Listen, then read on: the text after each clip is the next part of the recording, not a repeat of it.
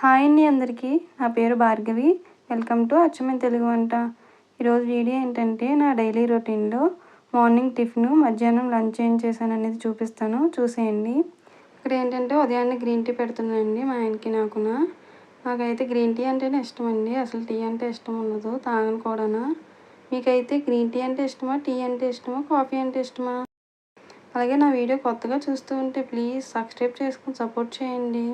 ఇక్కడైతే green tea అయితే complete అయిపోయింది. మా ఆయనకి ఇచ్చేసి నేను కూడా తాగేస్తాను.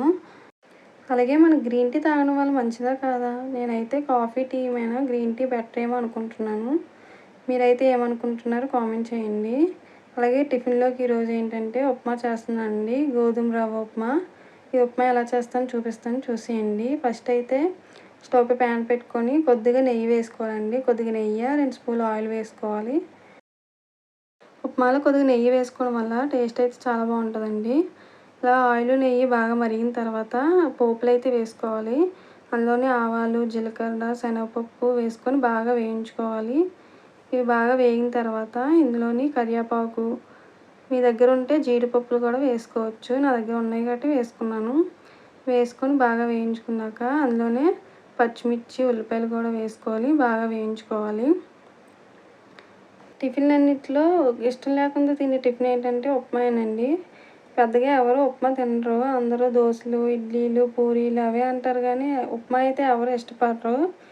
నెక్స్ట్ ఏంటంటే ఉల్లిపాయలు బాగా వేగిపోయాయి కదండి. ఉల్లిపాయలు బాగా వేగిన తర్వాత అందులో గోధుమ రవ్వ కూడా వేసుకొని బాగా వేయించుకోవాలండి. గోధుమ రవ్వ బాగా వేగిన తర్వాత మనం 1 కప్పు గోధుమ రవ్వ తీసుకున్నాం కదా, దానికి 2 కప్పులు నీళ్ళు పోసుకోవాలండి. 1 కప్పు గోధుమ రవ్వకి 2 కప్పులు నీళ్ళు అయితే కరెక్ట్గా సరిపోతుంది.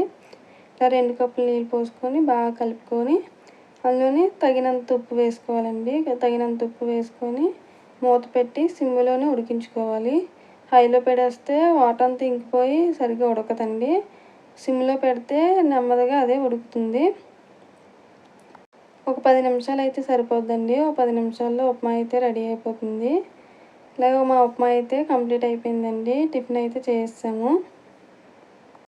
ఈరోజు మా టిఫిన్ అయితే ఉప్మాతో కంప్లీట్ అయిపోయిందండి. నెక్స్ట్ ఏంటంటే ఇంట్లో పనులన్నీ కంప్లీట్ చేసుకొని వంట అయితే స్టార్ట్ చేశానండి. ఒక పక్క అయితే రైస్ అయితే కడిగి పెట్టాను, ఇంకో పక్క కూర వండుతున్నానండి. ఈరోజు కూర ఏంటంటే రొయ్యలు తీసుకున్నానండి, రొయ్యల కూర వండుతున్నాను. ఫస్ట్ అయితే స్టవ్ పై ప్యాన్ పెట్టుకొని ఇందులో ఆయిల్ పోసుకోవాలి. అందులోనే కరివేపాకు, పచ్చిమిర్చి వేసుకోవాలి. నేనైతే కూరలన్నింటిలో కరివేపాకు అయితే వేసుకుంటానండి. నెక్స్ట్ ఏంటంటే ఉల్లిపాయలు వేసుకొని బాగా వేయించుకోవాలి. మూత పెట్టి బాగా వేయించుకుంటే ఉల్లిపాయలు బాగా మగ్గి బాగా వేగుతాయి. ఉల్లిపాయలు తొందరగా వేగాలనుకుంటే కొద్దిగా సాల్ట్ వేసుకోండి. సాల్ట్ వేసుకుంటే తొందరగా వేగిపోతాయి. మీకు నాన్ వెజ్ కర్రీస్లో ఏ కర్రీ అంటే ఇష్టమండి? మీకు చికెన్ అంటే ఇష్టమా, ఫిష్ అంటే ఇష్టమా, ప్రాన్స్ అంటే ఇష్టమా? నెక్స్ట్ ఏంటంటే ఇలా ఉల్లిపాయలు బాగా వేగిపోయాయి కదా, ఇలా బాగా వేగిన తర్వాత అందులోనే టమాటా పేస్ట్ వేసుకోవాలండి. టమాటా పేస్ట్లో నేను ఏం చేశానంటే అందులోనే అల్లము, వెల్లుల్లిపాయలు, జీలకర్ర, ధనియాలు, దాల్చిన చెక్క, లవంగ మొగ్గలు అవి వేసి బాగా మిక్సీ చేశాను. మిక్సీ చేసి ఇందులో వేసుకొని బాగా వేయించుకోవాలండి, ఆయిల్ సపరేట్ అయ్యే వరకున. ఒక పక్క అయితే అన్నం అయితే ఉడికిపోయిందండి, అన్నం అయితే చేస్తాను. ఇలా ఆయిల్ సపరేట్ అయ్యే వరకు బాగా వేయించుకోవాలి. ఇలా బాగా వేగిన తర్వాత అందులోనే నేనైతే ముందే రొయ్యలు నీట్గా కడుక్కొని పక్కన పెట్టుకున్నానండి. ఆ రొయ్యలు వేసుకొని బాగా కలుపుకోవాలి. ఇలా బాగా కలుపుకొని అందులో మూత పెట్టి బాగా వేయించుకోవాలండి. అందులో వాటర్ ఏమైనా ఉన్నా సపరేట్ అయిపోయి వాటర్ అంతా ఇంకిపోవాలి. ఇలా బాగా వేయించుకొని మూత పెట్టుకొని వాటర్ సపరేట్ అయ్యి అందులో వాటర్ అంతా ఇంకిపోయే వరకు బాగా వేయించుకోండి. ఇలా బాగా వేగిపోయిన తర్వాత అందులోనే కారం వేసుకోవాలి. మీకు తగినంత కారం వేసుకోండి. కారం ఎక్కువ తినేలా ఉంటే ఎక్కువ వేసుకోండి.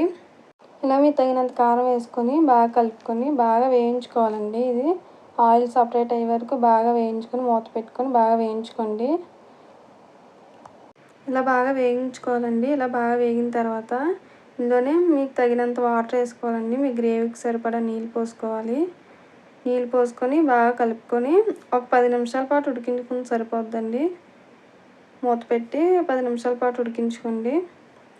మీ దగ్గర ఉంటే కొత్తిమీర కూడా వేసుకొని టేస్ట్ అయితే బాగుంటుంది. నా దగ్గర లేక వేసుకోలేదు.